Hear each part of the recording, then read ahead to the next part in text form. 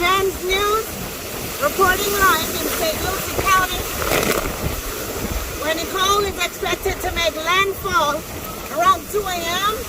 this morning. As you guys can see, there's a lot of rain right now, with winds of about 22 miles an hour. No one is out here. As you can see, the wind is heavy. No one should be out on the road. No one should be out right now. So we will be back to report shortly.